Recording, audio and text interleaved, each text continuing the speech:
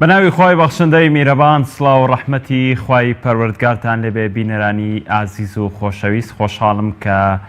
لە ئەڵقەیەکی نوێی بەرنامەی باس و خواست لە بری هاوکارم ڕیاس ئەم بەرنمەیەتان پێشکەش دەکەم. هەڵبەتە ئەمانەوێت لە باس و خواستی ئەمڕۆدا قسە بکەین لە مەجای بواری پەروەردە کە هەڵبەتە لە هەرێمی کوردستان یەکێک لەو کێشە و گرفتانی کە ئێستا ڕووی لە هەرێمی کوردستان کردووە پرۆسەی پەروەردە لە مەترسێکی گەورەدایە. هەڵبەتە هەمیشە لە دوای مانگی شەشی هەموو ساڵێک وەرزی خوێندن لە هەرێمی کوردستان دەوەسێت بەهۆی ئەو پشووەی کە تایبەتمەندە بە عێراق و هەرێمی کوردستانەوە، بەڵام پێویستەکە لەو ماوەدا حکومەتی هەرێمی کوردستان چەندین پلانی هەبێ بۆ ساڵی نوێی خوێندن، بەڵام بەداخەوە کە لە دوای ئەوەی کە حکومەتی کوردی لە دوای ساڵی 91ەوە هەمیشە کێشە کەڵەکەبووەکانی سپاردووە بە ساڵی دواتر، ساڵی دواتری سپاردووە بە ساڵی دواتری، بەڵام لە ئێستادا کەڵەکەبوویەکی زۆر لە کێشەی پرۆسەی پەروەردەدا بەدی دەکرێت کە لە ئێستادا چارەسەرکردنی زۆر ئەستەم بووە. لە دوای ئەوەش کە حکومەتی هەرێمی کوردستان وەکو خۆی لێرە و لەوێ باسی دەکات گرفتی داراییەکی زۆر ڕووی تێکردووە بۆ ئەم کێشە کەڵەکە بوانە قورسە بتوانێت لە ماوەکی کوورتدا چارەسەر بگرێت. هەڵبەتە پرۆسەی پەروەردەش وەکو هیچ شتێکی تر نییە لە پاڵ پرۆسەی لە پاڵ کەرتی تەندروستیە، چارەسەرکردنیان دەبێت خێرا بێت و نابێت گرفتی زۆر زەقیشی تێدا بێت. بەڵام وەکو ئێستا دەبینین لە ساحەی هەرێمی کوردستان ئەم دوو کەرتە گەورەترین گرفتی تێدا بەدی دەکرێت. من نامەوێت هیچی تر کات بە پێشەکەیەکەمەوە بکوشم بە میوانداری بەڕێز ماوەسا ئەحمەد کەرکووکی بەرپرسی ڕاگەاندنی یەکێتی مامۆستایانی کوردستان شەنوکەوی ئەم بابەتە دەکەین. ماوەسا ئەحمەد سپاس بۆ ئامادەبوونتان. سپاس بۆیەوە دەستخۆشیتان دیەکەم. بەرلەوەی پشمە ناو پرسیارە جەوهەریەکانی پرۆسەی پەروەردە ئەمەوێت وەکو تەحلیلێکی پێشەکی لەبارەی پرۆسەی پەروەردەی ساڵی ڕابردوو کە هێشتا ماوەمانە بچینە ساڵی نوێی خوێندنەوە، ئێوە وەکو یەکێتی مامۆستایانی کوردستان تەحلیلتان بۆ پرۆسەی پار خوێندنی 2017-2018 چۆن بووە؟ بەڵێ بەناوی خوای گەورە و میهرەبان دەستخۆشی بەرنامەکەتان لێەکەین. مامۆستا سالار خۆت دەزانی کە بەڕاستی ڕاستیەکەیە کە پرۆسەی پەروەردە وەزارەتی پەروەردە و خوێندنی باڵا دوو جومگەی زۆر سەرەکی بەرەو پێشبردننی هەر دەوڵەتێک و هەر حکومەتێک بێت، بەڵام بەداخەوە هەر لە بیدایەتی پرۆسەوە بتوانین هەر لە دوای بە تایبەتی دانانی پاشەکەوتی نایاسایی موچە لە 2015ەوە کە حکومەتی هەرێم لەسەر سەرجەم فەرمانبەران و بە تایبەتی مامۆستایان فەرزی کرد بەڵگەی ئەوەیە کە حکومەتی هەرێم بەڕاستی ساڵ بە ساڵ بەڕێکردنی پرۆسەی پەروەردەیە. ئێمە پار ساڵ وەتەزانی ساڵی پڕ قەیران، ساڵی دروستکردنی قەیران، ساڵێک کە مامۆستایان بایکۆت و مانگرتن و داکۆکی لە مافی مامۆستایان بە هەموو مامۆستایانەوە بە تایبەتی مامۆستایانی ناڕازی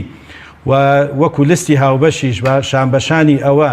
تواندرا کۆمەڵێک فشار بکرێتە سەر حکومەت، بەڵام ئەوە حکومەت بوو بەڕاستی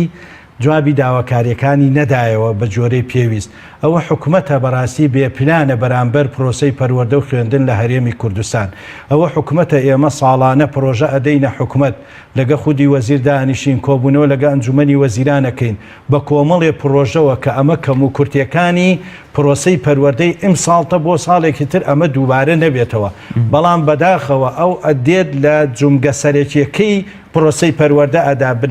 ئەساسیەکەی پرۆسەی پەروەردە کە ئەوەمان لەبیر نەچێ بناغی پرۆسەی پەروەردە لەسەر چەند جەمسەرێکە مامۆستا قوتابی ژینگەی قوتابخانە بەڕێوەبردن دایک و باوک، بەڵام سەیرەکەی حکومەتی هەرێم هیچ پلانێکی نییە تەنانەت لە جومگە سەرەکیەکەیدا کە مامۆستایان بوو لە 2015ەوە بە پاشەکەوتی نایاسایی لەسەری فەرز کرد بە ڕوبع موچە ئەوێ پرۆسەی پەروەردەش بەرەو پێش بچێ. پرۆسەی پەروەردە ئێستا لە قەیرانە لە کێشەکانەوە وا بەرەو قەیرانێکی گەورەیە ئەچێت. فەرموو نەتیجەی ئیمتیحانات بە چ شێوەیەکە، فەرموو دەرچوان بە چ شێوەیەکە، ساڵانە لە وەزارەتی پەروەردە کە قوتابی پۆلی 12 تەخەڕوجەکە ساڵانە 10 تا 13,000 قوتابی لە زانکۆ و پەیمانکان وەرناگرترێ. ئەمە هەموو ساڵێ دووبارە ئەبێتەوە. ئەمە بەڵگەیە کە کارەساتێکە لەسەر ئەوەی کە پرۆسەی پەروەردە و فێرکردن لە هەرێمی کوردستان بەبێ پلانە بەڕێکردنی وەزعەکەیە. هیچ پلانێک هیچ هەماهنگگیەک نییە، هیچ داخوازی داواکاریەکی یەکێتی مامۆستایانە پسپۆرانە ئەو هەموو کۆنفراس و کۆنگرەی نێو دەوڵەتی وەمانە حکومەتی هەرێم جۆی بە هیچی نەداوە. تەنانەت میزانەی باشە وەزارەت لە 105 بۆ داناوە. باش ئەگەر بەلایەوە ینی ئەم هەموو خاڵی بەڕێزت باست کرد حکوومەت بەلایەوە گرنگ نییە ینی کەواتە پرۆسەی پەروەردە هامشێکە لە هامشەکانی حکوومەتی هەرێمی کوردستان؟ نەکەر هامششە هەر لە پاشکۆی بڕیارەکانی حکوومەتی هەرێم دوای ئەوەی زەختێکی زۆر ئەکرێ فشارێکی زۆر ئەکرێ ینی مامۆستا سالار ساڵ نییە لە کاتی پشۆکاندا موچەی مامۆستایان دوانەخرێت. ئەمە بۆتە کەلتورێک لەلایەن حکوومەتی هەرێمەوە ئیشی بە کام وەزارەت هەبێ دەستپێشخەری ئەکا و جۆی لێ ڕائەگرێ کە ئیشی پێنەما ئەو کاتایی کاتە پاشکۆیەک ئێمە مانگی 4-50 ڕۆژ لەسەر مانگی 4 ڕۆی ئەنج موچەی مامۆستایان درا کە وعد درا حکوومەتی هەرێم سەرۆکی حکوومەتی هەرێم وعدیدا هەموو 30 ڕۆژجارێ موچەکە بدرێ. چەندین جارم وعدە دراوە بەڵام بەداخەوە لە بڕیارەکان و کاری وەزارەتی پەروەردە و کاری پرۆسەی پەروەردە و خوێندن لە حکوومەتی هەرێم سڕاوەتەوە. بۆی کە هەندێک قسە لەلایەن بەرپرسانەوە لێرە و لەوەیە بیستین ئەوترێت هەمیشە مامۆستایان سەری قسە و ژێری قسەیان باز لە موچەکەن. ینی پرسیاری تایبەتم لەبارەی موچەوە بێت ئەمەوێت بزانم بۆچی ینی بە دیاریکراوی حکوومەتی هەرێمی کوردستان و وەزارەتی پەروەردە ئەم گرفتانە نابینێت وا چارەسەری ناکات یاخود بۆی بەڕێوە ناچێت یاخود ئیعلانکردنی شکستی خۆیان قورسە ئیعلانیکەن. هۆیەکان چین کە ئاوا ئەم گرفتانە کەڵەکا بن و چارەسەریان پێنیە بۆی؟ ماسەلار هۆی سەرەکی ئەوەیە کە حکوومەت حزب بەڕێوەی ئەبا کێشەیەکی سەرەکی لەو سەرێکیانە خاڵێکی تر ینی بە شکستی حیزبەکەدا بە شکستی حیزبەکەدا ئەندرێت چونکە بەڕاستی مەسەلەی موچەکە ئاڵین مامۆستا کێشەی سەرەکییان موچەیە لە 2015ەوە کێشەی سەرەکیمان موچە بوو. پێشوو داکۆکی لە مافی مامۆستا ئەکرا خۆشگوزەرانی بۆ بکرێ پارێزبەندی بۆ بکرێ لە یاسای تایبەتی هەبێ حەسانەی هەبێ ئێمە داکۆکیمان لەوە ئەکرد لە بیدایەتەوە بەڵام لە 2015 بە بێ پیلانی حکوومەتی هەرێم چکە حکوومەتی هەرێم پلانی نییە پلانی ڕۆژانەی و بەڕێوەخیرکردنی کارەکەیە لە 2015 کە دەستی بۆ قوتی مامۆسا برد مامۆسا ئەگەر سەرچاوەی دارایی مامۆسا موچەکەی خۆیەتی کە مافی خۆیەتی مافی سادەترینی مامۆسا موچەی خۆیەتی ماسالا بڕە سەیری دەوڵەتەکان بکە لە کۆنگرەی مالیزیا لە تورکیا لە لەبنان لەم دەوڵەتانە بەشداریمان کردووە موچەی مامۆستایان لە دەوڵەتەکانی تر لەگەڵ موچەی وەزیرەکان و ئەندام پەرلەمان و ئەوانە نزیکە کێشەی موچەیان بەو شێوەیە نییە. دەوڵەتەکانی تر هیچ فەقیرەکان بەڵام بڕۆ دەوڵەتەکانی تر لە سەنغافورە موچەی ما هەر کێشەی موچەیان نییە هەموو شتێک حکومەت بۆی دابین کردووە. سەنغافورە ناوەرە تورکیا موچەی کێشەی موچەی نییە بەڵام لە حکومەتەکەی ئێمەیە لەبەر ئەوەی وەختی خۆی ئەوە نەخ خەڵکی تەعین کرد بۆ دەنگدان و بۆ کۆمەڵێشت کە من لە جەلسێ لە جەرسەکان بە سەرۆکی ئەنجومەنی وەزیرانم وت ڕوبەڕوو پێیم وتم هۆکارەکە ئەوەیە ئەوەنە بندیوار و ئەوەنە خەڵکی نایاساییتان تەعین کرد ئێستا لە ژێرباری ناتوانن دەرچن و ناتوانن لایەندەن. زەریبەی ئێمە بندیوارەکانی ئێوەیە زەریبەی ئێمە ئەو کەسانەیە کە بە نایاسایی تەعین کراون. گوناحی ئێمە چییە ئەم هەموو خەڵکە بۆتە هۆی ئەوەی کە پرۆسەی پەروەردە و خوێندن ئێستا لە هەرێمە لە خوارەوەیەتی فەرموو لە ڕێزبەندی خوێندنی باڵا لە زانکۆکانی خوێندنی باڵا لە ئاسی جیهانی لە ڕیزبەندی 5,000 و 10,000 و 15,000 بگرە 22,000 هەیە بەداتا لامە کە زانکۆکانی کوردستان لەو ئاستن لەسەر ئاستی جیهانیە بەراوردکردنە ئەمە دەبێت حکوومەت پلانی هەبێ ئەمە لێپرسینەوە دەبێت لە وەزیرە بکە لە پەروەردەیە کێشەی پەروەردەمان زۆرە فەلسەفەیەکی پەروەردەمان نییە ئەم قوتابیە بۆ چوو ئەچێ ئەم قوتابیە کە ئەخوێنێ لە خوێندنی لە باخچەی ساوایان لە ناوەندی لە دواناوەندی لە کۆلیج مەبەستەکە چییە بەرەو چوو ئەیبێ زمانێکی هەیە ئێوە ڕێکخراوێکتان هەیە بە ناوی هەمووشیمان بە پرۆژەوە داوەتە حکوومەتی هەرێم ئەنجومەنی وەزیران وەزارەتی پەروەردە باڵاترین دەسەڵات لە هەرێمە پێشتر سەرۆکی هەرێمی پێشوو بوو حتاکو ئەوەش ئێمە بە سەعات لەگەڵی دانیشتوینە ڕوبەڕوو کێشەکانم یەکێک لەوانە بوومە داکۆشیم لە مافی مامۆستایان و مامۆستایی ناوچە دابێنراوەکان و کۆمەڵێ شتمان کردووە بەڵام بەداخەوە جوابەکان دائیمە نەبووە یان هەر جوابیش نەدراوەتەوە. زۆر باشە با لەم بینە قسێکیش لەسەر ڕێکخراوەکە ئێوە بکەین. ئێوە ڕێکخراوێکی داکۆکی کاری مامۆستایانن. ئەم هەموو گرفتە ڕووی لە سلکی پەروەردە کردووە ڕووی لە مامۆستایان کردووە. ینی دەشوترێ ینی ئەمە قسەی خودی مامۆستایانە لە ڕێکخراوەکان ڕازینین و دەوترێت حیزبی باڵادەست ئەم ڕێکخراوە هەڵە سوڕێنێ لە کاتێکە ئەوان پێویستیان بە ئێوە و دەنگی ئێوە و ناڕزایەتی ئێوە هەیە ئێوە ئاچنەوە پاڵ وەزارەتی پەروەردە لە کاتێکدا ئەوان پێویستیان بەوەیە لەسەر شەقام پشگیریان بکەن ئێوە پاشەکشاکەن ینی بە وازحی ماس ئەحمەد ئەم ڕێکخراوە بۆچی ینی ئەگەر لاواز نییە بۆچی ئەم هەموو گرفتە ڕوو لە سلکی پەروەردە و کارکتەری سەرەکی کە مامۆسایە کات مامۆسالار ئێمە وەکو ڕێکخراوێکێتی مامۆسایان ڕێکخراوێکی پیشەیی ڕێکخراوێکە چاودێری ڕێکخراوێکە بڕیار بەدەست نین ڕێکخراوێکە فشار دروستکەرە بەڵام ئەوشمان لەبیر نەچێ ئەم ڕێکخراوەی ئێمە لەسەر ئەساسی ئەتوانم بڵێم تەوافق و حزبیە جاروا زۆر جا هەیە کۆمەڵێک بڕیا سیرەکەی لایەنەکەی تر بە ڕوون و ئاشکرایی لیستی کوردستانی زۆرجا لە کۆمەڵێ بڕیار لەگەڵمان نابێت لەبەرەوەی دەسەڵات و حکوومەتەکە لەوەیە هەروەکو چۆن پەرلەمان کۆمەڵێک ئەندام پەرلەمان کۆمەڵێک داتا و کۆمەڵێک شت باسەکرێ بەڵام بەداخەوە دەبێ هەمووی پژگیری لێ بکرا پژگیری ناکرێ لە ئەنجومەنی وەزیران ئەم ڕێکخراوەی ئێمەش ڕێکخراوێکی ناحکومیە بەڵام بەداخەوە لە پێکاتەکەی زۆرجا ئێمە لە هەڵوێستەکانە وامان لێ هاتووە هەڵوێست و بەیاننامەی جیاوازمان دەرکردووە زۆر جا وەکو لسی هاوبەش بەڵام ئەوە ناگەێنە بڵین هیچ نەکراوە مامۆستا سالار ئێمە توانیومانە کۆمەڵێک فشار لەسەر وەزارەت و لەسەر حکوومەت بکەین لە 2011ەوە هەتاکو ئێستا کۆمەڵێک شت کراوە کولەی ئێواران هەر نەبوو بۆ مامۆسایانی هەڵگری دوبرۆم لە 170 مامۆسایانی کوردستان لە 127,000 مامۆستا و شتێک لە 170 هەڵگری دوبلۆم بوو ئێمە فشارێکی گەورەمان لەسەر وەزارەتی پەروەردە کرد کۆمەڵێک کولەی ئێواران کرایەوە بۆ مامۆسایان بۆی هەڵگری دوبلۆم مەسەلەن مەسەلەی 150,000ەکەیە ئەو کولەی دوبلۆمی کە بەڕێست باسێکە هەر مامۆسایانن ئەیڵێتەوە ینی توانستی زانستی مامۆسایان زیاد ناکە مامۆسای ماستێر و ئەوانەیە دەرسەکانە وترێتەوە ئەوترێت تازە مەسەلەن تازە ماستەری تاکوتە خۆی پێویستی بە توێژینەوە هەیە چۆن نتوانێت مامۆسای بگەێنێتە ئاستی توانست ینی ئەم گلەیانە گلەی زانستی ماس ئەحمەد ینی ئێوە شتەکەکەن بەڵام ئەوترێت کە دەبێ متابعە بکرێت وانە ئەوە دوای چی متابعەکرێت تۆ شتەکە کردت کە شتێکت دروست کرد حتمما کەم و کورتی هەیە لە دوای گلەی و ڕەخنە و ئەو شتانە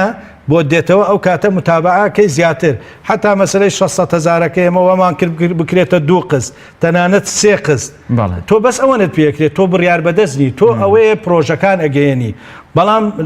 لە کۆمەڵی هەڵوێستا ئێمە بەڕاستی بەرامبەریان هەمان بووە بەڵام لە مانگرتن و لەوانەیە بەڵێ من لەگەڵتم یعنی بە جۆرەی پێویست و بە جۆرەی داخوازیەکانی مامۆسایان نییە بەڵام شت کراوە حتا مەسلەی خانووی نیشتە جێبوون لە هەولێر و لە سلێمانیەوانە هەستن لەسەر حسابی مامۆستایان بوو بەڵام ئەو کاتە مامۆسای وا هەبوو 2 دەفتەر قانجازێ کرد بەڵام باسی ئەوەیان ناکرد بەڵام ئێستا وەزعێکە ئێمە زەخممان کردووە ئەوەشیان بڵێ واستەشی تیاب واستەکەن بە پێی خاڵبەندی بووە هەر واستەیەکە وایە ئێمە ئەوەنەی توانی بێتمان نەمان هێشتووە بە سەراحەت واستەش بکرایە ئێمە خاڵبەندیمان بۆ هین کردبوو یعنی نەمان هێشت بگاتە ئەو حەدە خەڵک سوودمەند بوو بەڕاستی کۆمەڵێک مامۆستا مەسەلەی گەڕانەوەی 150 مەسەلەی جیاوازی موچە ئێمە ئەمانە کە پێشوو ئەمانە کراوە جیاوازی موچەی سلێمانی و هەولێر کە جاران جیاوازیەکی موچە زۆر هەبوو 83 مانگ قەرزار بوو حکومت بە هەردوولا هی سلێمانی درا هی هەولێر نەدرا هی هەولێر 32 مانگ درا 64 مانگ نەدرا لە ئاخر جەلسەمان لەگە وەزیری داراییە ئەوەشمان باس کردووە ئەو 64 مانگەی جیاوازی موچەی مامۆسایانی سنووری هەولێر و دوهۆک و کەرکووک لە بەرنامەیە ئەوەش بگەڕێنرێتەوە ئەوە مافێکی مامۆستایە خانووی مامۆسایانی هەڵەبجە زیاتر لە 200 مامۆستا زەویهین لە ڕێی مامۆستا داکۆکی لە مافی مامۆسایان بە جۆرەی توانا کراوە بەڵام بە پێی پێویست نییە و لە ئاستیان پێویست نییە چیتان کردووە بۆ گەڕانەوەی پاشەکەوت گەڕانەوەی پاشەکەوت تەبعاً دوای زەختێکی زۆر دوای فشارێکی زۆر لە حکومت کرا ئەو مانگرتنانەی لە هەولێر و لە سلێمانی ئەوە کرا ئەوە بۆ حکومت پاشەکەوتەکەی کەمێک کەمتر کردەوە ئێستا توانم بڵێن پاشەکەوت لە 125 تقریبا پاشەکەوتە بەڵام بەداخەوە ئەو پرۆژە چاکسازیەی کە لە پەرلەمانە ئێستا یاری پێکرێ لە بینی پەرلەمان و ئەنجومەنی وەزیران کە بەداخەوە مامۆستایان و فەرمانبەران چەند مانگە چاوەڕێی ئەو پرۆژە چاکسازیێن ئەو پرۆژە چاکسازیە ئەگە جێبەجێ بکرێ پاشەکەوتەکە یەکسەر هەڵەگرترێ چکە پارە هەیە بەڕاستی بەڵام من لێرەوە گلەییم لە پەرلەمانتاران هەیە بەڕاستی دەبێ پەرلەمان یەکەم کارابوونەوەی پەرلەمان لە هەرێم ئەوە بوو بارگوزەرانی مامۆستایان و موچەخۆران چاک بکرێ بەڵام بەداخەوە ئەو شتە نەکرا و ئێستاش ئێمە داوا لە پەرلەمانتارانەکەین چکە ئێمە وەکو ڕێکخراوێک فشاریان لەسەرەکەین کە دەبێ ئەو پرۆژەی چاکسازیە جێبەجێ بکرێ بە زووترین کات چونکە ئۆباڵی بەمل ئەندامانی پەرلەمانە ئەوان حکومەتیان تەشکیل کردووە بەم شێوازی ئەقڵێتی حکومڕانیە حکومەت یاریمی کوردستان پاشەکەوتەکانتان بۆ بگێڕێتەوە ئێمە ئەگەر ئەو بەو ئەقلێتەی ئێستا هەیە زۆر سەحمەتە بەڵام فشارەکان بەردەوام بێ پەرلەمان هەوڵی خۆی بدا چکە لە پرۆژەکە هەیە پاشەکەوتی موچە دەبێت لە بانقەکاندا بندرێ و بگەڕێنێتەوە بۆ مامۆسایان و فەرمانبەران چکە ئەوە بۆتە بڕیار ئێمە چاوەڕێ ئەو بڕیارین جێبەجێ بکرێ ئەو کاتا توانین پاشەکەوتەکەش بە مامۆستایان بدرێت چکە ناکرێەوە مافێکی سەرەتایی خۆیانە بەم شێوەیە حکوومەت تەعامل لەگەڵ خەڵکی و لەگەڵ فەرمانبەران بکە وەکو کات بەڕێکردن بۆ ئێمە بەڕاستی لە فشارەکانمان بەردەوامە بین بێدەنگ نابین و لە کێشەکانی وەزارەتی پەروەردەش ئێمە ساڵ نییە ئێمە چەندین جا لەگەڵ وەزیر و لەگەڵ وەزارەت و بەڕێوبەری گشتیەکانی وەزارەت لەگەڵ وەزارەتی بەڕێوبەری گشتی تاقیکردنەوەکان پێش ماوەیە بانگمان کرد بۆ سکرتاریەت لەوێ کۆمەڵێک ڕەخنە و کۆمەڵێک پێشنیارمان بۆیان کردووە یعنی ئێمە پێشنیارمان داوە تەنانەت بە ڕێکخراوە نێو دەوڵەتەکانیشمان ناردووە لە مەترسی پرۆسەی پەروەردە لە هەرێمی کوردستان بە تایبەتی ماس ئەحمەد یانی ئەمێ بەڕوونی ئەوم وەڵام بیتەوە گرفتی وەزارەتی پەروەردە ئەوەی کە پێشنیازی لە بەردەمانیە یاخود ینی بەڕێوەبردننی خودی پرۆسەکە ئاسێکی بەرزتریەوێ پێشنیار زۆرە لە 2015 کۆنفرانسێک کرا لە هەرێمی کوردستان زیاتر لە 200 ملیۆن دینار سەرف کرا کە کۆنفرانسێک زیاتر لە 100 ڕاپرسی و هین کراوە کۆمەڵێ بڕیاری چاک درا کۆمەڵێ مەسروفی لێکرا بەڵام هەمووی وەکو عەرەبوتەنی حبر على الورق هەروە دانراوە کە کۆمەڵێک شت بە خودی وەزیرم وتم خۆتوانی لە دانانی 7000 بەڕێوبەر ئەوەی 4 ساڵی تەواو کردو یان 8 ساڵی تەواو کردو بیان گۆڕیت بۆ ناکرێت نایکەن لەبەرەوەی پرۆسەی پەروەردە بە حزبی کراوە کە شتێکیش بە حزبی کراوە ئەگە پێشنیارەکە لە شوێنێکی ترەوە بێت جێبەجێ ناکرێ وەزارەتی پەروەردە بەڕاستی دەبێت لە مالی زیاد جێگیری ئەنجومەنی وەزیران وەزارەتی پەروەردە بەڕێوە ئەبا بە بودجەیەکی قەبەحەوە و بە پسپۆڕی و بە لێهاتووی بەڵام بەداخەوە لێرە ئەو شێوەیە نییە جا دێمە سەر پرسیارەکەت بەڵێ بە دەستێوەردانی حزبیە بۆیە بە هیچ شێوەیەک پرۆسەی پەروەردە لە هەرێمی کوردستان ساڵ بە ساڵ بەلەو داروخواندن ئەڕوا یعنی داتایەکی وەزارەتی پەروەردە باشە حیزب چ قازانجێگەکە لەوەی کە مەسەلەن حزبێک لەناو کۆمەڵگەی کوردیە هەڵقوڵا بێت چ قازانجێگەکات حزبێکی دەسەڵات لەوەی کە پرۆسەی پەروەردە ئاوا ینی بە کوردی بڵین نەوەی نوێ نەخوێنەوار دەرچێ ئێوە خوێندنەوەتان بۆ مەچیە؟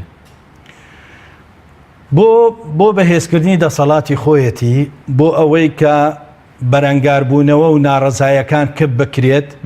بۆ کۆمەڵێک دەستکەوتی حزبی و شخصیە وەیلا پرۆسەی پەروەردە دەبێت کەسی پەروەردە بەڕێوەی ببا نەوەی پەروەردە ئەوانەش بە مامۆسای پەروەردە ئەبێ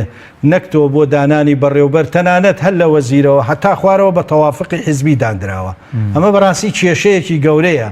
یعنی با وەزیر هەجۆت لێ ڕابگرێ بەڵام جێبەجێی نەکات کێشەیە من لە جونگە سەرێکیەکانەوە ئاڵێم پرۆسەی پەروەردە هەر لەسەرەوە بە حزبی کراوە تەنانەت وەکو وتم بەڕێوبەرەکان هەمووی حزبیە یاریدەرەکان هەمووی حزبیە ئەمە حزبیش بێ وەڵای هێشتا حزبیش بێ و پسپۆری بێ قەیناکە بەڵام من بەبیرم دێ شێخ عەفان هەزار ڕەحمەتی لێبێ ئەیوێت لە مجلەی ئاوێنەیە کە سەرۆکی یەکێتی مامۆسانی وەختی خۆی ئەوید لە 180 ئێستاش لە ئاوێنەیە لەو هینە ماوە مقابلەیە ئەڵێ لە 180 بەڕێوبەرەکان شایانی ئەوە نین بەڕێوبەر بن ئەمە سەرۆکی یەکێتی مامۆسانی ئەو کاتە من خۆم خودم بە ئەنجومەنی وەزیرا و بە کاگنێچیرم وتم ناکرێت تۆ 1,400,000 داناوە هەمووی بندیوار و زۆربەی بندیوارە ناکرێت ئێمە باجی ئەو خەڵکە بدەین وتی خۆ ناکرێ ئەمەش هەمووی بێجالا بدەین حکوومەت هێرێمی کوردستان لە هەنگاوی تازەیدا موچەی لە 150 پاشەکەوت کرد بە لە 120 بۆ 25 بێگومان ئەمەش گۆڕانکاری دەوامیەوێ وەزارەتی پەروەردە پێت وایە ئەم ساڵ کە دەوامەکرێتەوە دەوامی فول بە مامۆستا بکرێ بە و ڕێژە موچەی و مامۆسایان قوبوڵیکەن تەوەقوع ناکەم مامۆسایان قوبوڵی بکەن چونکە بەڕاستی ئەو ڕێژەیە کە حکومەت زیاتی کردووە بەڵام تۆرە لەم لاوە باجی داناوە لەسەر هەموو شتێک باج بۆتە سێقات چوارقات ئێمە لەگەڵ سەرۆکی ئەنجومەنی وەزیران باسی ئەوەشمان کردووە تۆ لەم لاوە موچەکەت لە 125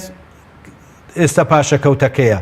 بەڵام لەو لاوە باج لەسەر کارەبا لەسەر ئاو لەسەر زەریبە لەسەر خان و لەسەر سیارە هەمووی کاچیتە هەر شوێنە دووقات سێقات چوارقات بووە ئێمە لە چی ئەسەندرێتەوە ئەمە هەر لە فەرمانبەر و لە مامۆسایە نەخێر ناتوانانی ئەو دەوامە بکرێ بەو وەزع و بەو پارەیە پلانتانەیە چۆن داوام ئێوە وەکو یەکێتی مامۆسایان تەقدیمیکەن بۆ وەزارەتی پەروەردە ئێمە پارێکە وەکو یەکێتی مامۆسایان داوای ئەوەمان کرد کە ڕۆژێ پشوو زیاد بکرێ و هەر کاتێکیش مامۆسا کە دەوامی نەبوو ئەتوانێ بڕواتەوە ئەو کاتەی نەکوژێت چونکە بەڕاستی مامۆسالار ئەوەی مامۆستا هەیەی و نیەتی موچەکەیەتی ینی 5 ڕۆژ داوام بکات 5 ڕۆژ داوام بکە شەمەی ئۆف بێت وەکو ئەوەی پێشووە بەڵام شەمە هەڵگیرا لە دوای وەرزی دووەمەوە هەڵ نەگیراوە تا ئێستا هەڵگیرا لەنێ قوتابخانە هەڵگیرا بوو ئەوە مەسلەی بایکۆت و ئەوانە بوو بۆی کاتەکە بگەڕێتەوە بەهۆی ئەو بایکۆتوانە بۆی کاتەکە بگەڕێتەوە مامۆستایان خۆبەخشانە دەستیان بەدەوام کردو بۆ ئەوەی نەتیجەکە نەتیجەیەکی باش بێرێ وەیلا هەتای سەباسی لێ نەکراوە ئێمە لەگەڵ هەڵگرتنی پاشەکەوتی موچەین سەرجەم پاشەکەوتی موچە ئەگەر هەڵ نەگیرا ئێمە و کاتە قسەی خۆمانە بێ و ئێمە دەبێ مامۆسا بە جۆرەی وەزعی خۆی دەوام بکە باش با بێنە سەر مافێک لە مافەکانی مامۆسا ئەویش داوایەکە بوو و لە پەرلەمانی عێراق پەسەندیشکراویش پارێزبەندی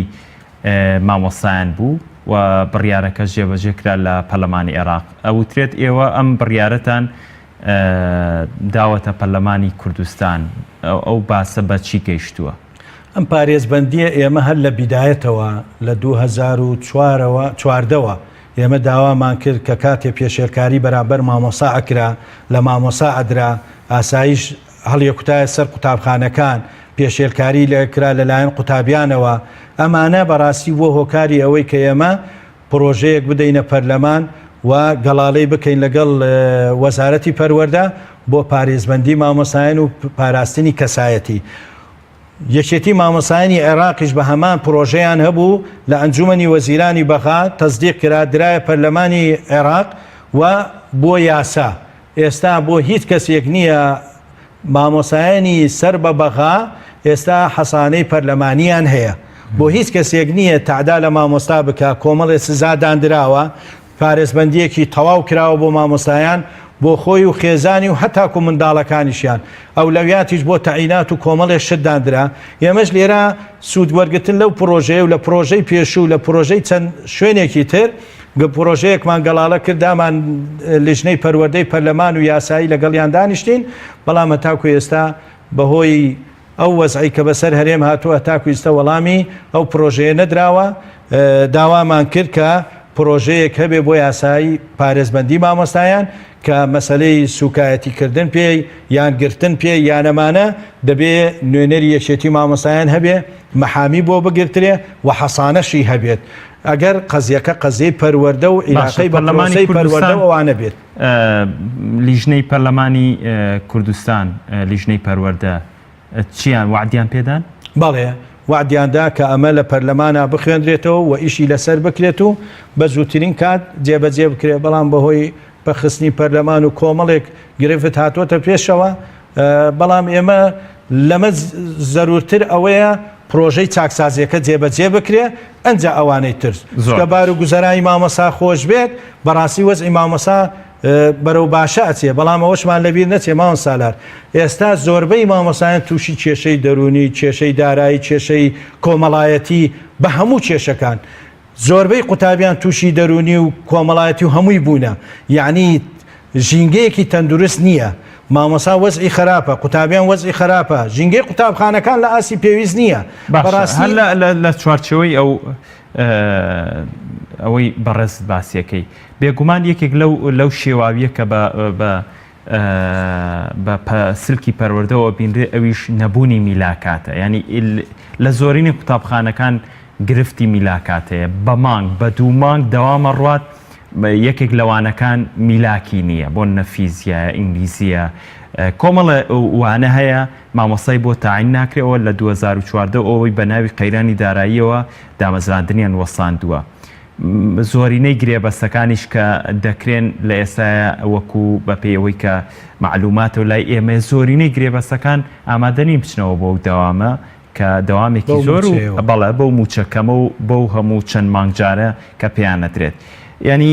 گرێبەست خودی کێشەی گرێبەست لەم ساڵی خوێندناکەیەت چی بەسەریەت؟ ماوە سالار لە 2014ەوە تەعینات نییە ئەوە 5 ساڵە حکومەت تەعیناتی ڕاگرتووە بەڵام بەرامبەر ئەوە کۆمەڵی مامۆسای گرێبەستی عقد لەگەڵ کردووە وەزارەتی دارایی بۆ 3 ساڵ گرێبەستی کردووە دوای 3 ساڵەکە دەبێ ئەمانە تەعین بکرێن و هەروەها مامۆسای محازڕشمانەیە وانە بێژ کە ئێستا گرێبەست کاتی خۆی 7000 گرێبەستمان هەبوو بەڵام ئاخر داتای وەزارەتی پەروەردە کە بەدەست من گەیشتووە 5115 مامۆستای گرێبەست ماوە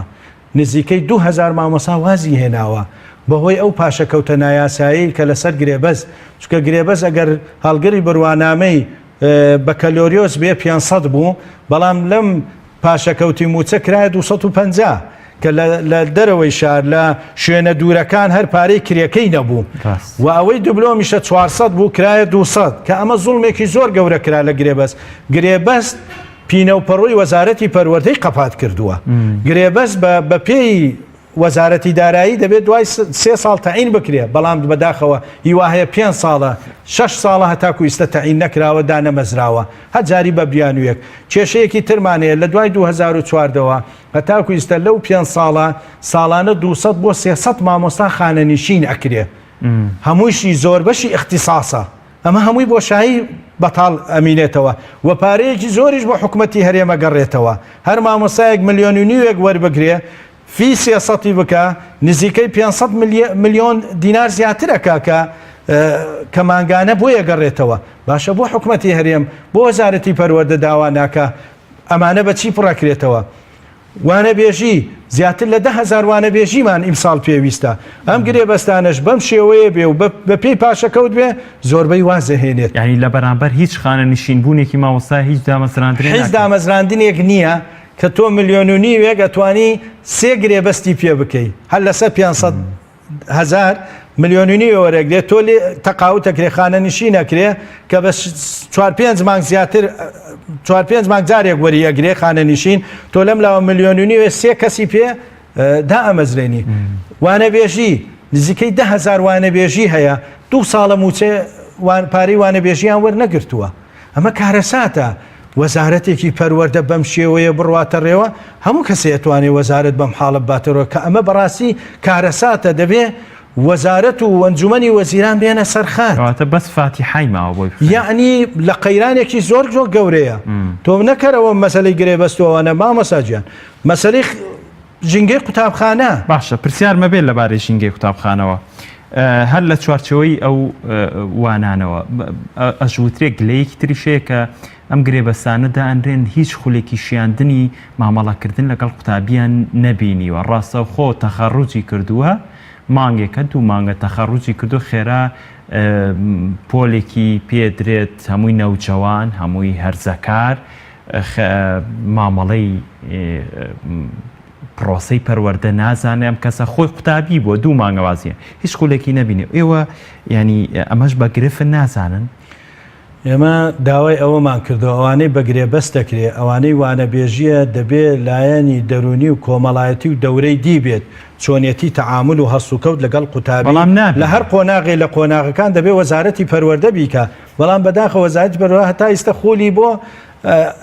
مامۆستا ئەسلیەکان نەکردووە ینی مامۆستا ئینگلیزیە یانە منهەجانە کە ئەگۆڕێت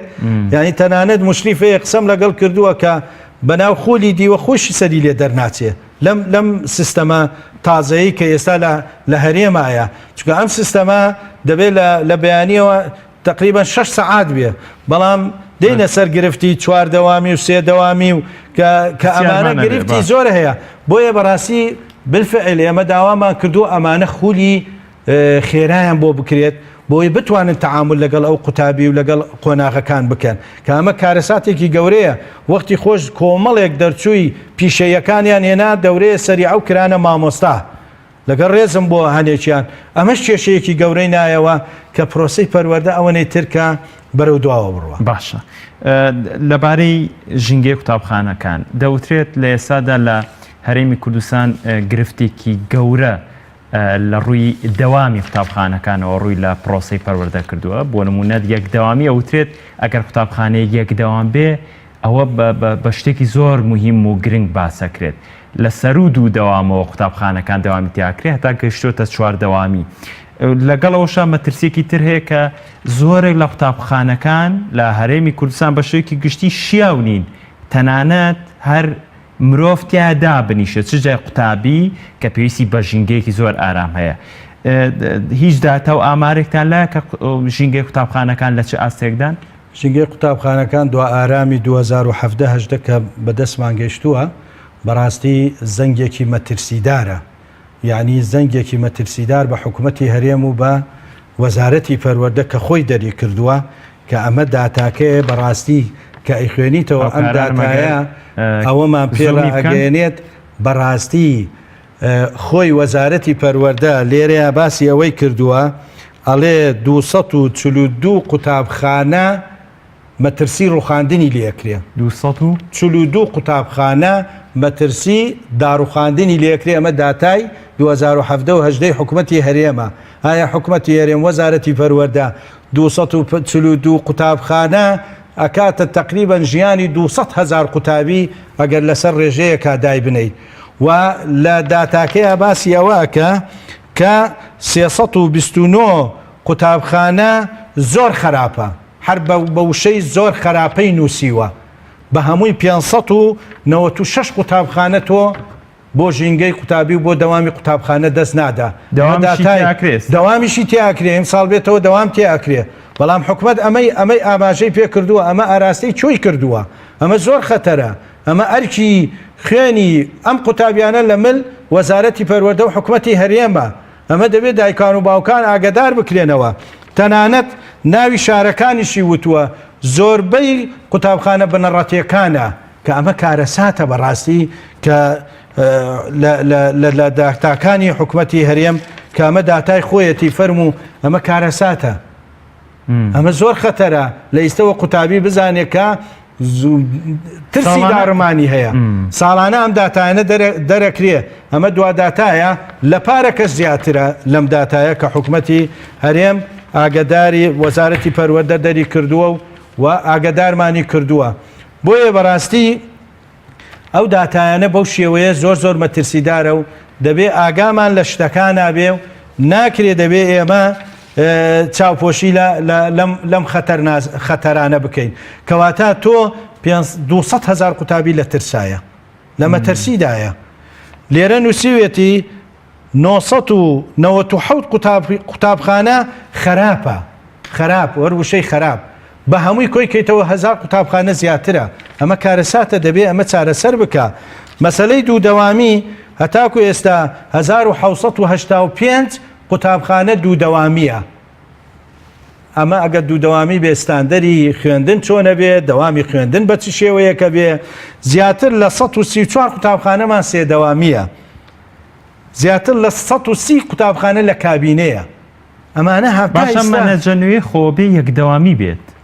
ئەم سیستەمە تازە دەبێ یەکدەوامی بێ 6 سعات بێت لە 8ەوە بۆ سعات 2 بێت بەڵام ئەگە بەم شێوەیە بێت دوودەوامی و سێدەوامی و چواردەوامی ئەمە بە چی شێوەیە دەتوانن دەوامی قوتابی تەوان بکات ساڵانە پێویستمان بە چەند قوتابخانەی نوێ هەیە بکرێت ئێمە ساڵانە پێویستیمان بە 100 قوتابخانە هەیە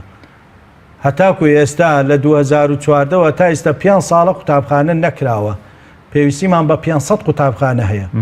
بەڵام هەتاکو ئێستا بە هەمووی چەند قوتابخانەیە کراوە دروست کراوە یعنی داتاکان بەڕاستی مەترسیدارە مامۆستا سالار کێشەکان زۆرە یعنی نازانی لە چۆ دەست پێ بکەیت تقریبا زیاتر لە 100 زیاتر قوتابخانەمان لە کرێ لە بینایی ترە بەڵام لەم لاوەش زیاتر لە 100 بینایی وەزارەتی پەروەردە لە ژێر دەستی ڕێکخراوە حیزبەکانە ئەمە هەر داتای خۆیەتی دەوامی ستاندەری جیهانی دەبێ ساڵانە 900 سعات لە 800 بۆ 900 سعات دەوام بکرێ بەڵام دەوامی ستاندەر لە هەرێمی کوردستان ناگاتە 500 سعات لە هەر قوتابی بە چی ئەم منهەجە داوا بکە بە تایبەتی منهەجەکەش بۆ پۆلی 1 و 2 ئەمانی سەرەتایی بڕوات بێ بە جۆرەی ستاندەری جیهانی ئەو قورسایی کە قوتابی لە پۆلی 1 و 2 سێگرێ دوو ئەوەنەی جاروە هەیە وەزنی خۆیەتی کە کێشەی ئەوەشمان دروست بووە چەندین قوتابی تووشی فەقەرات هاتووە یعنی لە سیستەمەکەکویشتی مامۆسایان لە خودی منهەجەکە وترێت تەنانەت دانانی ئەو منهەجە هیچ ڕەچاوکردنی تەمەنی مناڵ دیاری نەکراوە زۆر قورسە لە ئاستی عەقڵێت و بیرکردنەوەی مناڵانیە بەتایبەت ئەوترێت زانستەکەی لەگەڵ بیرکاریەکەی لە ئاستی تەمەن و گەورەبوون و گەشەی عەقڵی مناڵەکە نەکراوە ئێوە وەکو یەکێتی مامۆستایان دیراسێکی ئەم بابەتتان نەکردووە؟ نەک دیراسی ئەم بابەتەمان کردووە ئێمە لە دەوڵەتەکان تریشە داتامان وەرگرتووە و لە ڕاگەیاندنەکانیش باس کراوە و وەزارەتی پەروەردەش ئاگادار کراوەتەوە کە ئەم کێشانە دەبێت چارەسەر بکرێ قوتابی ناتوانێ خۆی وەزنەکەی دە 12 کیلۆیە 8 کیلۆ هەڵبگرێت ئەمە کارەساتە بەڕاستی چەندین جار لە کۆنفراس و وەرەکشۆپەکان باس کراوە بەڵام وەکو وتم عەرەبوتەنی حبر عەلە الوەرەق هەر نووسینێکە و ئەوە تا ڕاستپاردەی کۆنگرەی پەروەردە یەک دنیا شتی چاک نووسرا هەوڵێکی زۆر دراوە بەڵام تاکوی سەر جێبەجێ نەکرا کە بە خودی وەزیرە وتووە هەنێکی پارەشی تێناچێ ئەگە جێبەجێ بکرێ بۆیە بەڕاستیم ئەم منهەجە و ئەم سیستەمە لەگەڵ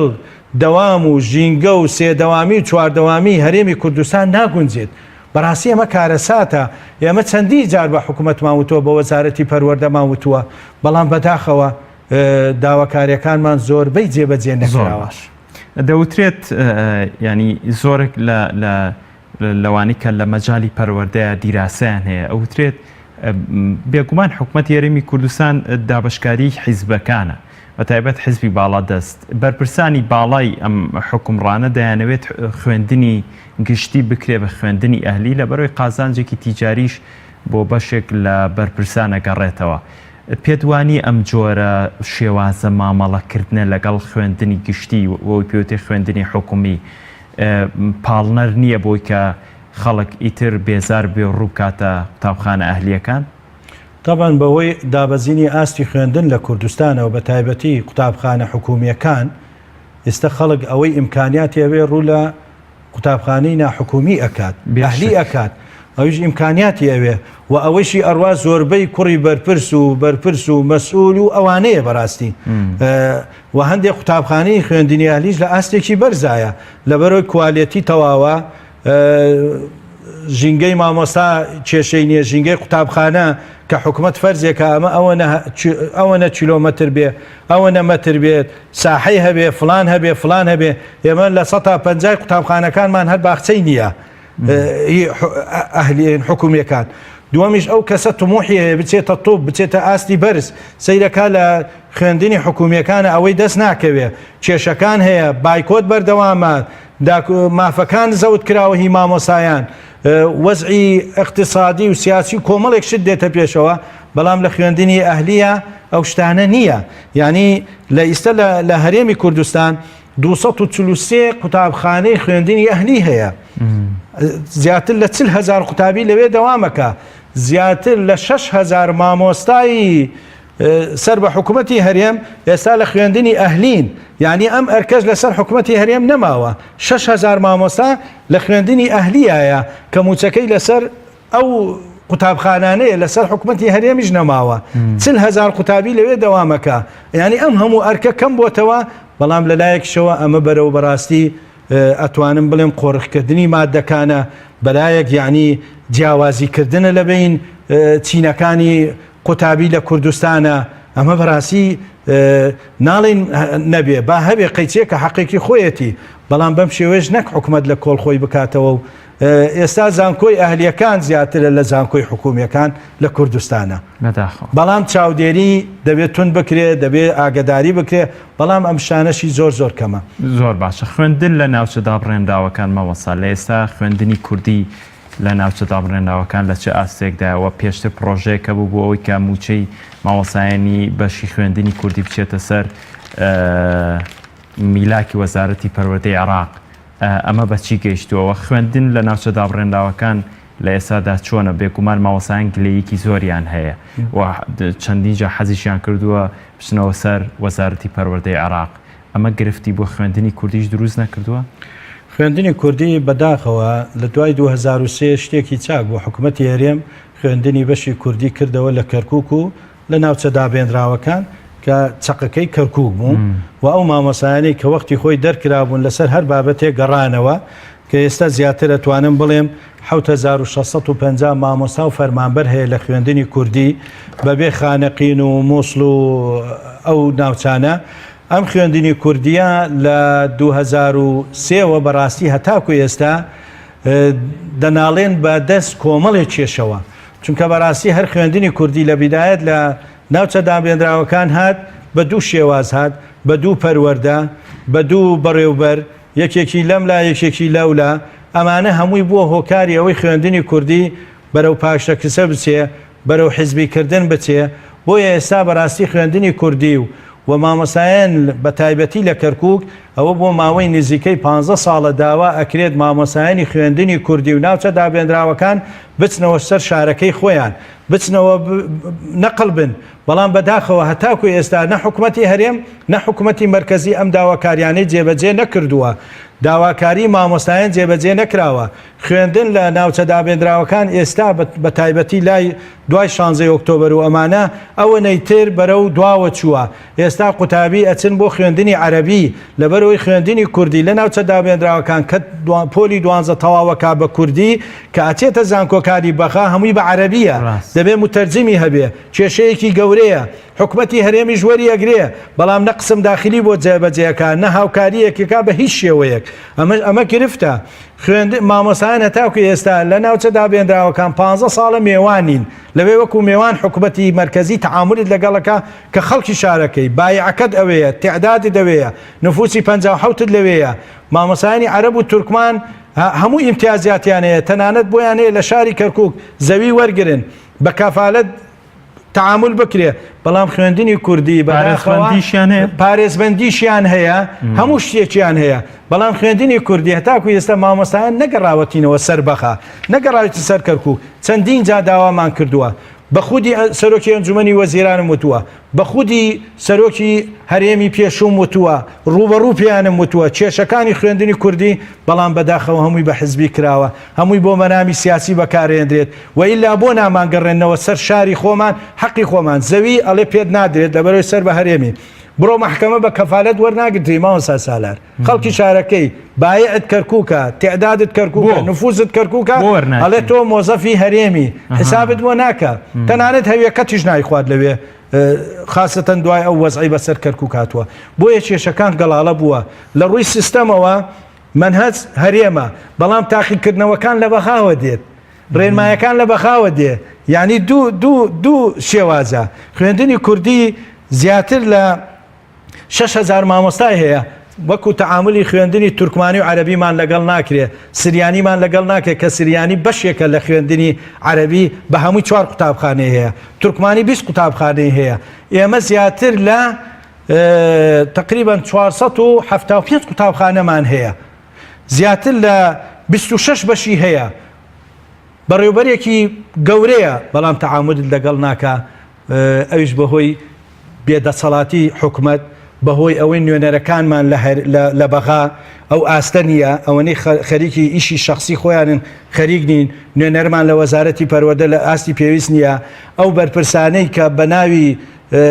کوردەوە لەوێن هەل لە ڕئیسی جمهوریەوە تا خوارەوە چەندین جا تەکلیف کراوە نامەمان داوە پێیان کاکە بمانگەڕێنەوە شاری خۆمان معقولە عەرەب وەربگرترێ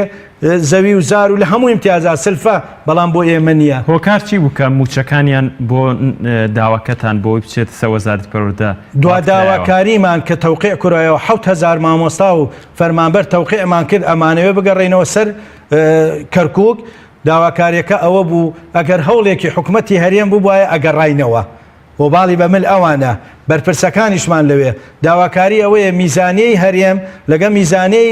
بەغا جیاوازە کە ئەمە داواکاریە نە یاساییە نە ئاساییە بەڕاستی یاسایی نییە لەبەرەوەی ئێمە بایعمان کەرکووکە ئەسڵەن موچەی هەرێم لەسەر بایع ئەدرێت و میزانی بایعی ئەو سێ شارەیە بە هەڵەبجەوە 4 شارەکەیە کەرکووک هیچ عیلاقەی نییە بەس ئەو میزانی کە 14 ملیار بە دراسی کوردی ئەدرێ حکوومەتی عێراق سەحبی بکە نەقلی بکە کێشەکە چارەسەرەکرێ ئێمە داوامان کردووە دەستە جەمعی و داواکارەکەش بەردەوامە بین مامۆسایان دەبێ بگەڕێنەوە شوێنی باو باپیری خۆیان تەنسیب نەبین وەکو میێوان تەعاملمان لەگەڵ بکرێ ئێمە لە داواکاریەکان بەردەوامە بین و فشاری ژەکەینە سەر حکوومەتی هەرێم بەڕاستی لە دانوستانەکان ئەو کێشەیە چارەسەر بکە ناکرێت تۆ میێوان بیت و بە تایبەتی لەم وەزعی ئێستەیە تاکە دەستگا مابێ لە کەرکووک دەستگای مامۆستا خوێندنی کوردیە کە 7,000 کەس لەوێ ئەو کەرکووکە و مەسلەی کورد و ئەوانەی لەوێ ژیان دۆتەوە بەڵام کۆمەڵی ئەنجومەن و خۆی بە بەرپرسانە لە شارەکانی ترەوەن قسەی زلەکرێت و ئەو شتانەشمان لە دەست چووە بۆیە ئەوە پاساو نییە چکە ئێمە لەسەر بایعیش بێ دەبێ بگەڕێنەوە شارەکەمان بە نفوس بێ دەبێ بگەڕێنەوە بەڵام بە حامیەکانمان لە ئاستی پێویست نییە لە ئاسی داواکارێک زۆر باشە وەکو کۆتا پرسیارم واسە ئەحمەد پرۆسەی پەروەردە لە قەیرانێکی قوڵدایە بێگومان بەڵام ئاسەوار و ئەو خاڵە لاوازانی کە هەیە حکوومەتی هەرێمی کوردستان لە توانایەتی چارەسەری بکات و پرۆسەکە بگەڕێتەوە ئاسێکی بەرز بەڵێ حکوومەتی هەرێم ئەتوانێت بیکات ئەو هەموو پرۆژەیە ئەو هەموو پرۆژەی کە داوانە پێیان میزانەیەکی تەواو دابنە دەستێوەردانی حزبیتیا دەربکە کەسی شیاو لە سوێنی شیاو بێ سیستەم و منهەجەکە منهەجێکی تەواو و چاکدا بندرێت ناکرێت تەلەبەی کولیەیە نازانێ ئینشایە بنووسێ نازانێت تەلەبەی شەشە تعبیرێکی هەبێ کە جاران شەشی سەرەتایی بوو ئەکرایە مامۆسا وەختی خۆی یعنی ئەو منهەجە لەگە ئەم منهەجە لە ڕووی زانستیەکانەوە کێشەمان نییە بەڵام لە ڕووی فەلسفەی پەروەردەمان هەتایسە لە هەرێم نازانین ئیتیجاهێکی هەیە ئەمە بەڕاستی خەتەرە بگەڕێنەوە سەر ئەسڵ بگەڕێنەوە سەر کەلتوری خۆمان بگەڕێنەوە سەر واقعی کوردستان سیستەمێک بێنە بەسەر چاو بەڵام هەمووی فەرز مەکە لەسەر خەڵکەکەیە لە ڕووی ئاینی لە ڕووی کەلتوری لە ڕووی نیشتیمانی ئێستا وەلا بۆ نیشتیمان نەماوە بەڕاستی ئەم فەلسفە و ئەم منهەجەوای کردووە قوتابی واز بێنێ بەس بۆی شاهادەی هەبێ بۆیە بەڵێ ئیرادەیەک هەبێت هەوڵێک هەبێت ئەتوانن بیگەڕێنەوە بۆ سەر ئەسڵ هەرچەوتم کۆتا پرسیار بەڵام پرسیارە بۆ هاوڵاتیان کە ئەم ساڵ قوتابی پۆلی یەکەمیان وەردەگیرێ لە یەکی سەرەتاییە بۆ ناگە سیوێکی 2012 لەدایک بوو بێت 2 ڕۆژی کەمتر بێت وەرناگیرێت ئەم گرفتە چۆن چارەسەرەکرێت وەڵای ئەم گرفتە ئەمە لەلایەن وەزارەتەوەیە دەبێ وەزارەت بڕیارێکی وا تۆکمە بدا کە ئەم کێشانە چارەسەر بکە چکە قوتابی لە 6 ساڵی بۆ 7 ساڵی لەو بینە وەرەگرترێ بەڵام ئەم مەسلەی دوانزە و بۆ 1 ڕۆژ و بۆ 2 ڕۆژ دەبێ بەڕاستی ڕەچاوی وەزع و بار و گوزەرانی قوتابی بکرێت و ئێمەش لێرەوە بە دوواداچوون لەو بابەتە ئەەکەین بۆی بەڕاستی لەسەر لەبەر 1 ڕۆژ و 2 ڕۆژ نەفەوتێ با 1 ساڵی کامل بێت لەناو ئەو ساڵە بێ وەرگرترێ بەڵام لە ساڵەکەی ترە ئەوە وەردەگرێت ئەگەر هەر کێشەیەکیش بێت بۆی ئینشاڵڵا ئێمە بە دوواداچوونی بۆ ئەەکەینەوە و بەڵێ ئەوترێت هۆکار نەبوونی بینایە ینی ئەمە گرفتە نەخێر بینا گرفت نییە هەرچەنێ ئێستا ئەزمەی بینایە چکە حکوومەتەوە نەگرنگی ئەڵێم 100 بینای حکوومەت لەژێر دەستی حزب و ڕێکخراوەکانە ئەتوانێت چارەسەری بکە ئەتوانێت بە کابینە بیکە ئەتوانێت هەر هۆکاری لە هۆکارەکان ئەتوانێت بینایەکە یەک تەختیە تەختی بکردایە بۆ لە کاتی پشووە لەو 4-5 مانگە بیکاتە 2 قات و 3 قات دەوڵەتەکان قوتابخانەکان هەمووی چەند قاتیە بەڵامی ئێمە زۆربەی ئەتوانم بڵێم لە 150 قوتابخانەکانمان هیچ 60-70کانە هەنێکی هەر لە سز نەچێ ئەمە ئەو ئەرزە گەورەیە ئەتوانین ئیسفادەی لێ بکەن ژێرەوە بکاتە ئیسtismار لە پشتەوە قوتابخانەی گەورە بکرێ یعنی ئەفکار زۆرە بۆ حکومە دەگەر بیەوێ بیکە بەڵام بەداخەوە هەتاکو ئێستا ئەو شتە نەکراوە بەڵێ زۆر سپاس بۆ بەڕێز ئەحمەد کەرکووکی بەرپرسی ڕاگەاندنی یەکێتی ماوەسانی کوردستان لەم بەرنامەیە لەگەڵ مابووی زۆر سپاس بۆ وەڵامەکانت زۆر سپاسی ئێوە شەکەم و دەستخۆشیتانیش لێ یەکەم و ئینشاءڵڵا لەم چەند ڕۆژەی داهاتووش موچەی مانگی 5 درێ وەکو مزگەێنی لێ هاتووە کە بەداخەوە بۆ حکوومەتی هەرێم و وەزارەتی پەروەردە سپاس بۆ مزگەێنیەکەش بینەرانی عزیز و خۆشەوی سپاس تاوەکو ئێستا بینەرمامون بەخوای گەورەتانە سپێرم کاتێکی خۆش